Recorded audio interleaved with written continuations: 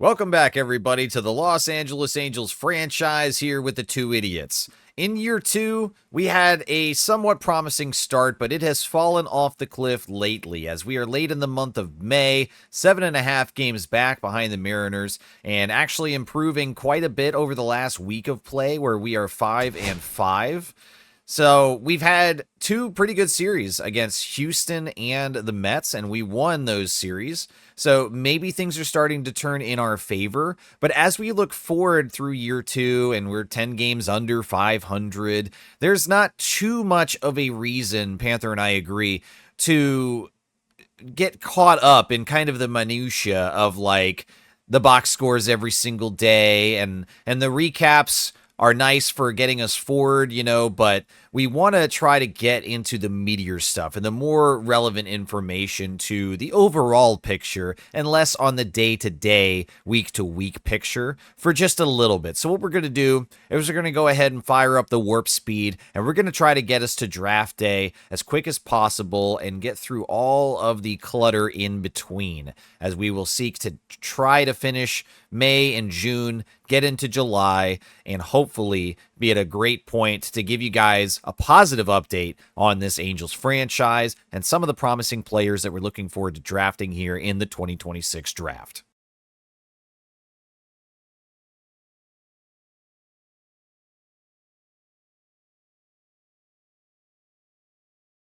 So having said that now, of course, we sim to the end of the week to try to get to scouting on Saturday, and coincidentally, we just pick up a casual 4 out of 5 wins right here with our only loss at the beginning of the series versus Tampa Bay. But just a short 2-game stretch versus Texas, we score 14 runs on them and only allow 1 run there in game 2.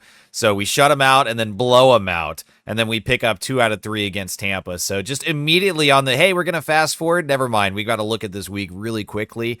And that's a fantastic end to the month of May to push us to 26-33. And now let's get back to going to fast forward.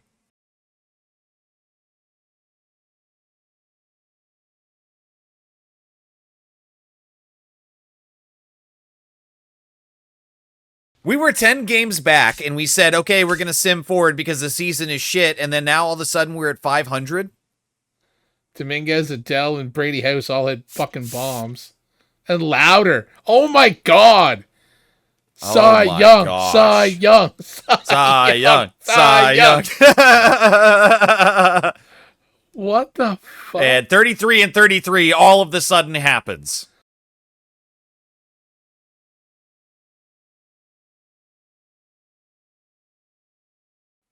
We have fast forwarded all the way here to July 11th. We are just before draft day. And just to give you an update on the divisional rankings here, we are now 3rd place, vying with little elbow room between us and the Rangers and Athletics. But we are 3rd right now at 45-51, 8.5 games back behind the Mariners. We are 3-7 in our last 10. We've actually had a lot more success than I really thought that we would, as when we started simming, we were 10 games under 500, and now we are only 6 games under 500, so we have improved and duked it out with these other teams in this stretch. Now, we had a couple series sweeps for us go our way that was really exciting. We got swept a few times. It's been back and forth, but we're doing just okay now as we enter draft day, and I think that it's time to take a look at what could be the future of this franchise. All right, scouting is complete. The board is set. We have got our draft prospects all lined up and ready to go, and we are here now to begin the 2026 draft. One of the most exciting days of the year for us as team managers, and we are ready to start. It's going to be the Marlins with pick number 1, and then Kansas City, and then the Mets lucked out at getting number 3. But the number 1 draft pick in the 26th draft is Anthony Harrington, a guy that we had slotted as a potential first-round pick for us at number 5, and he is gone to the Marlins. Damn. Pick number 2 coming up, and it is going to be Richie MacArthur. This is another guy that we were potentially looking at, and he's going to go to the Kansas City Royals. Wow. Third pick overall in the draft by the New York Mets is going to be Carmen Santana, starting pitcher with a 5th overall draft rank. And for us, he was number 27. And he was not on our board, finally. Right. All right, 10 seconds left for the Colorado Rockies, and we're hoping that they do not take Michael Bostofka. And they didn't. They've chosen Robbie Warner. There we go. So Bostofka looks absolutely incredible. His player card shows him as a 70 to an 80 overall. He's got 89 to 99 potential, so we are guaranteed an A potential, high overall starting pitcher. What does he throw? He's got a 4-pitch mix. Nothing that's completely dominant. The curveball looks to be his best pitch, but maybe he just knows exactly where to put it and the pitch sequence to throw these batters off. We'll see. But Michael Bostofka has got to be our pick, right? He's the number 1 overall. We've never got the number 1 overall. We have never been able to do it. No, you're right. So let's take it and hope he pans out.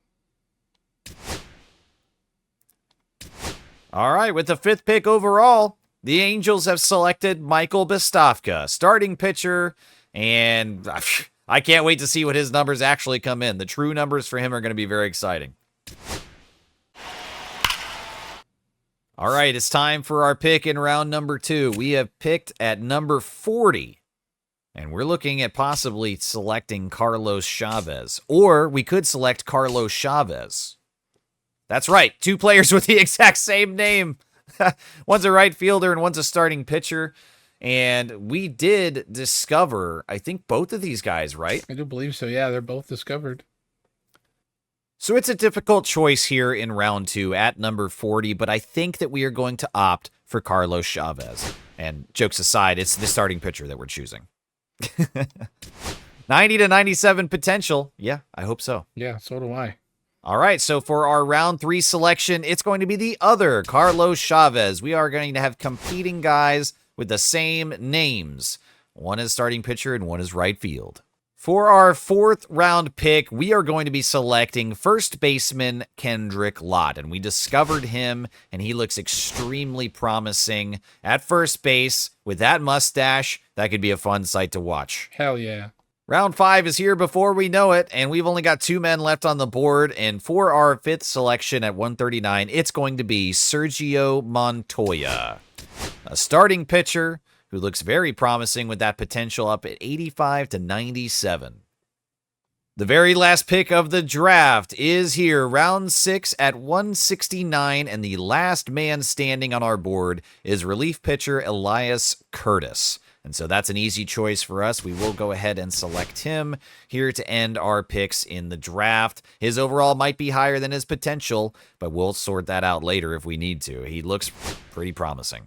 We've made it through the All-Star break, and we've made it through the 2026 draft. I think that we made some really, really good selections, and I cannot wait to see the ratings reveal. That will be happening next episode, though, as we are ending here at 46 and 52, 7.5 games back, as the Mariners have a stranglehold on the AL West, despite going 3 for 7 in their last 10. The Rangers, hot on their heels at 9-1 in their last 10. We are right now tied with the Athletics, behind the Mariners, and I don't know how that math works out because we got one more win, but also one more loss, so I guess that's it, and I've just talked myself into a corner. The Astros are down at the bottom of the division, though, 11.5 games back, and not a particular threat at this point in time. But next episode, we will be revealing the draft pick ratings. We're going to sign these guys, hopefully all of them, as long as there's no shenanigans, and then we'll be back to finish out the rest of year 2.